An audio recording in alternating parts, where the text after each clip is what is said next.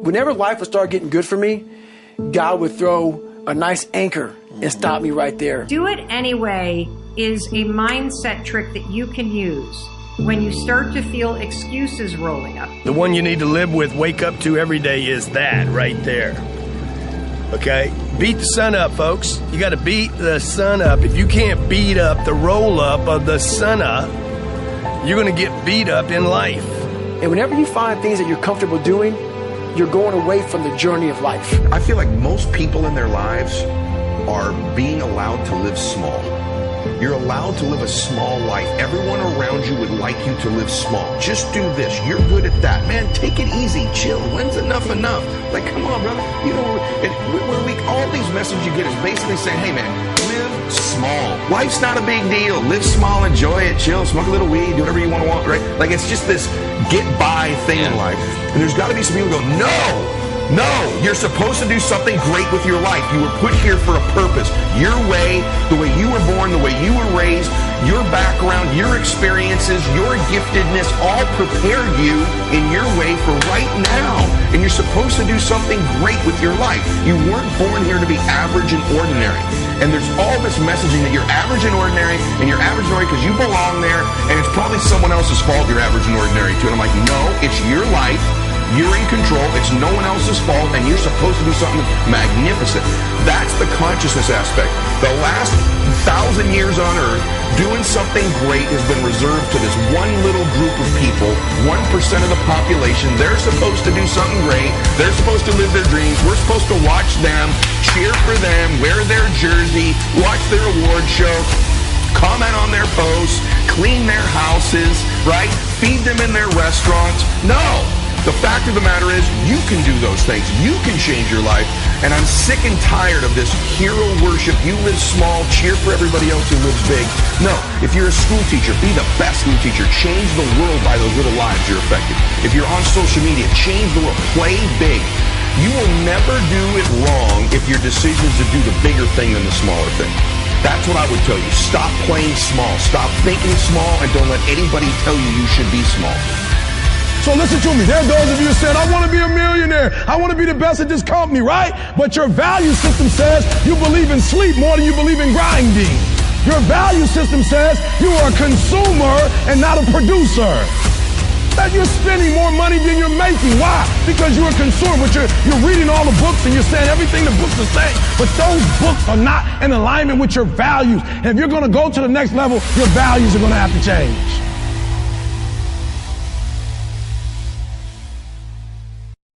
What if I told you this was the last Monday morning of your life? What if I told you die this week? Would you complain about your crap job or that test you don't want to take? I doubt it. You would go much higher level thinking. Well, that's really what it takes. It takes understanding that if you're not pumped right now, if you're begrudging what you're about to do, if you're not looking forward to it, look, I respect practicality. You gotta go through school because your parents want to. You gotta pay your rent. You got student loans. I get it. But please recognize the world we're living in. We're living in a world where there's so much more opportunity. This internet thing created way more opportunity for all of us. Way more. I mean, look, you might not even be alive. Like, your mom and dad could have had sex like 3 minutes later and you wouldn't even exist and you're complaining. You could have ended up being a bus, a tree. I just don't get the mentality of being head down sad on a Monday morning. I'm gonna make you Saturday Monday morning. That's what I want to do every morning, and that's what I want from you. Please take a step back and think about how awesome it actually is. And then recognize that you can attack the world in a totally different way because you were lucky enough to be born during this era. So you have said to yourself, okay, I'm going to talk to my boss today about that thing that I've been avoiding talking to them about. Or maybe you've said something like, I'm going to go to the gym today or tomorrow or whatever. And then the moment comes where you've got to have that conversation. Or the moment comes where it's time to pack up your bag and leave your desk and go to the gym. And what always happens? You don't feel like it. I bet there are plenty of you watching that have made a commitment that, I'm not going to have a drink tonight. And then guess what happens when you get home? You don't feel like not drinking. You feel like having a drink. And so here's what Do It Anyway has done for me. The idea that I just do it anyway has pushed me to realize and to recognize that there are a lot of moments when there are things in my life that I really want to do, I need to do, I should do, but when the moment comes, I don't feel like it. And so I pull out this idea of, you know what, I'm just going to do it anyway. It's raining outside. I said I would go for a short run. I don't feel like it. I'm going to do it anyway. It's 6 o'clock in the morning. I'm tired. It's cold. I laid out my yoga clothes, but now I don't feel like it. What do? I do it anyway. When you start to say to yourself, I'm going to do it anyway, what happens is something really cool. You acknowledge that there are feelings that you have that are trying to swoop in and hijack you. You acknowledge them and you basically say, guess what? I'm going to do it anyway. Problems are basically the building block of happiness. And that is really counterintuitive to most people, because most people think of happiness as like no problems, you know, sitting on the beach with a pina colada, doing whatever. And but the truth is that we need some sort of struggle in our life. And the point I try to make in the book is that the key to living a good life isn't getting rid of struggle, it's finding good struggles. Struggles that invigorate you, struggles that feel important to you, struggles that can contribute to the people around you.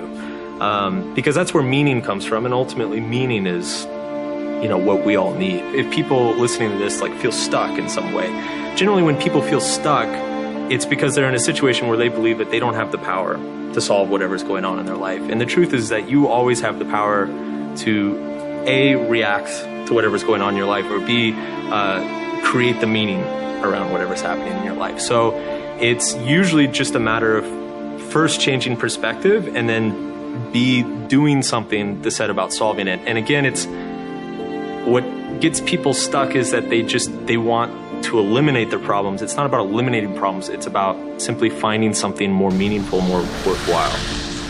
Obviously, he was about as successful as anyone could be. I mean, he was a successful guy in so many aspects, and yet he killed himself. He said in this book, I wanted adventures. I wanted to go up the Nung River to the heart of darkness in Cambodia. I wanted to ride out into a desert on camelback, sand and dunes in every direction, eat whole roasted lamb with my fingers. I wanted to kick snow off my boots in a mafia nightclub in Russia. I wanted to play with automatic weapons in Phnom Penh, recapture the past in a small oyster village in France, step into a seedy, neon-lit pulqueria in rural Mexico. I wanted to run roadblocks in the middle of the night, blowing past angry militia with a handful of hurled Marlboro packs. Experience fear, excitement, wonder. I wanted kicks, the kind of melodramatic thrills and chills I'd yearned for since childhood, the kind of adventure I'd found as a little boy in the pages of my Tintin comic books. I wanted to see the world, and I wanted the world to be just like the movies. That's what Anthony Bourdain said. Just like the movies. But you know what? To me, the world is not like the movies. The movies aren't real. They don't exist. But you do.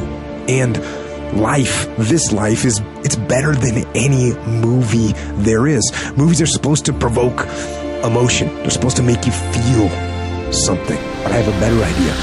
Go out into the world and actually feel it. Go feel joy and love and triumph and rapture and ecstasy and glory. Go feel those things.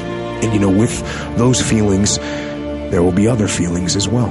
There'll be sorrow and pain and sadness and desolation and suffering. There'll be all those feelings too, but you know what? That's okay. That's okay. Take both sides.